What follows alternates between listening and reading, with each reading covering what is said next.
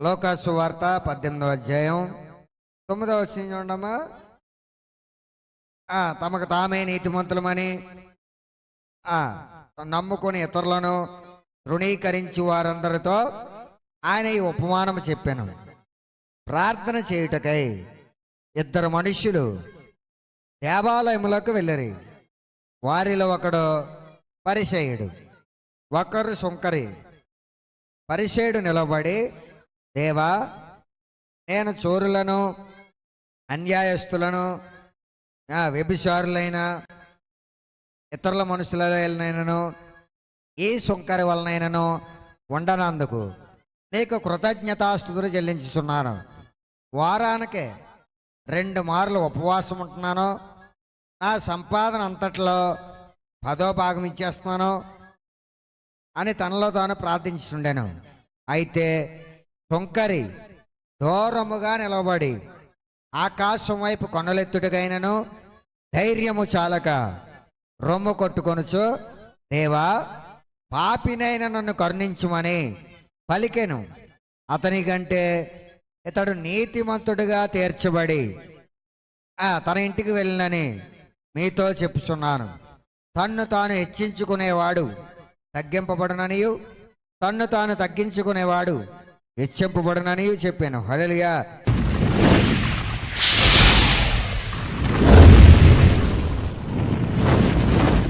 చాలామంది లోకంలో నేను భక్తిగా ఉంటే సరిపోద్ది, పాటలు పాడుతున్నాను, ప్రార్థనకి వెళ్తున్నాను, ఉపవాసం ఉంటున్నాను, అన్నీ చేసేస్తున్నాను కాబట్టి దేవుడు అనేవాడు నా కార్యాలు చేసేస్తాడు అనుకుంటారు. ఇక్కడ ఉదాహరణగా యేసుక్రీస్తు వారు స్వయముగా యేసుక్రీస్తు వారి మాటలు చెప్తున్నాడు. మొట్టమొదటిగా ఏమని ప్రస్తావించాడంటే, తామే నీతిమంతులం అనుకుని తమ్మును మాత్రమే నమ్ముకొని ఇతరులను తృణీకరించే వారందరితో ఈ ఉపమానం చెప్పాడంట. ఎవరితో చెప్తున్నాడో, మేమే నీతిమంతులము, మేమే ప్రార్థనా పరులము, మేమే భక్తి పరులము, మేమే దేవుని సంధికి వెళ్ళే వాళ్ళం, మా ఎంత భక్తి పరులు అసలు ఈ భూమి మీద ఎవడో లేడు, మిగిలిన వారంతా కూడా భక్తిహీనులు, ఎందుకు పనికిరాని వాళ్ళు, వాళ్ళు అసలు పాడడం రాదో, ప్రార్థన చేయడం రాదో, అసలు దేవుని సంధికి రారో, నేనున్నానంటే వారానికి 2 సార్లు వెళ్ళిపోతాను, 10 సార్లు వెళ్ళిపోతాను, దేవుని సన్నిధిలో పాల్గొంటాను, చాలా నీతిగా న్యాయంగా బ్రతికేస్తాను, మిగిలిన వారంతా కూడా శుద్ధ వేస్తూ నేనే పరిశుద్ధురాల్ని, నేనే నీతిమంతుడిని అని ఎవరైతే డబ్బా కొట్టుకుంటారో ఇలాంటి వారందరి గురించి కూడా దేవుడు అనేవారు స్వయముగా యేసుక్రీస్తు వారి ఉపమానం చెప్తున్నాడు. ఏమనంటే, ప్రార్థన చేయడానికి 2 మనుషులు దేవాలయానికి వచ్చారంట. ప్రార్థన చేయడానికి ఎవరు వచ్చారమ్మా? దేవాలయానికి 2 మనుషులు వచ్చారంట. వచ్చినప్పుడు వారిలో 2 ఉన్నారు. ఒకడేమో పరిసయ్యుడు, మరొకడేమో సుంకరే. ముందుగా పరిసయ్యుడు ఏం చేస్తున్నాడు? ధైర్యముగా, ఏమాత్రము కూడా జంకు బంకు ఏమీ లేకుండా చక్కగా కాలు ఎలాగెలా ఊపుకుంటా, చేతులు ఎలా అనుకుంటా, ఈ సత్యం పైకి లేపుకుంటా, కాళ్ళు రగరేసుకుంటా, చక్కగా ఏమాత్రము కూడా జంకు బంకు భయము ఏమీ లేకుండా చాలా ధైర్యంగా, ఏమాత్రము కూడా భయము లేకుండా వచ్చేసి దేవుని సన్నిధిలో చక్కగా 2 చేతుల్లో కూడా జేబులో చేతులు పెట్టుకుని ఆకాశం వైపు తల ఎత్తి, ఎలా పెట్టాడమ్మా? 2 కాళ్ళు ఎలా పెట్టాడు? 2 జేబుల్లో చేతులు ఎట్టేశాడు.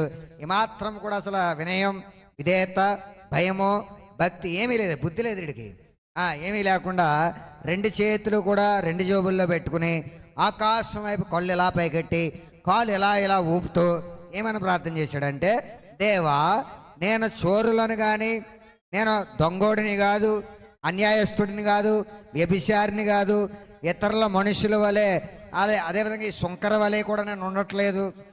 ఈయన గురించి నేను ప్రార్థన చేయట్లే. ఏమంటున్నాడో, ఇతరుల మనుషుల వలె నేను ఉండట్లే. అలాగే పక్కన ఇంకొకడు ఉన్నాడు, ఎవరో సుంకరే. ఆడు కూడా ఈయనకెందుకు?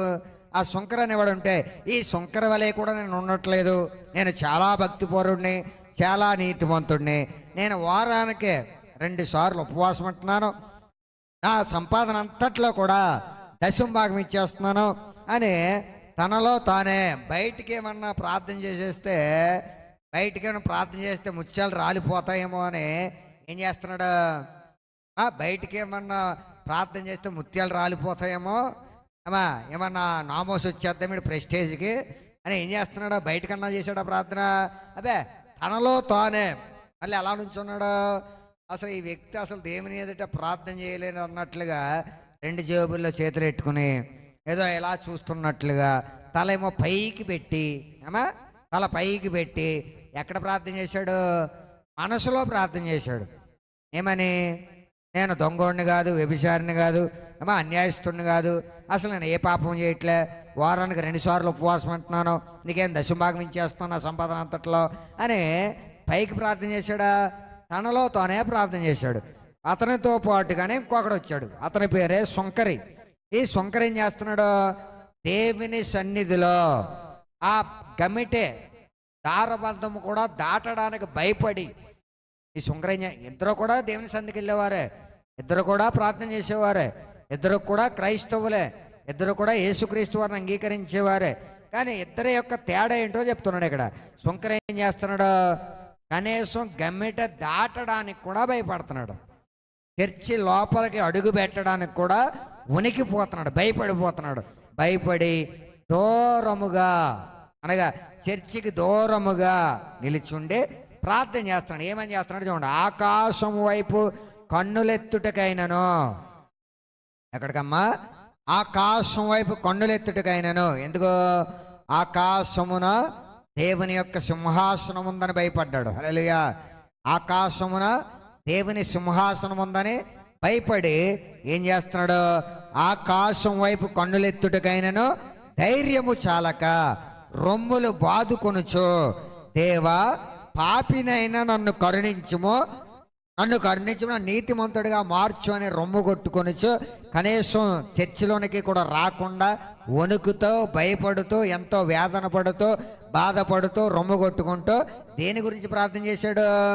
తన పిల్లాడు చావు బతుకుల్లో లేడు, తన కుమార్తె హాస్పిటల్లో లేదు, తన కుమార్తె పెళ్ళి అవ్వకుండా అలాగ ఉండలేదు, తన కొడుకు చదువు ఆగిపోయి నష్టాలు చేకూరలేదు, యాక్సిడెంట్ అయిపోయి మంచాన పడిన వ్యక్తులు ఎవరు వాళ్ళ ఇంట్లో లేరు.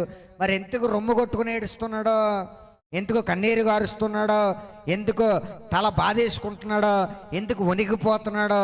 ఎందుకు భయపడిపోతున్నాడో చెప్పాలి. ఎందుకు?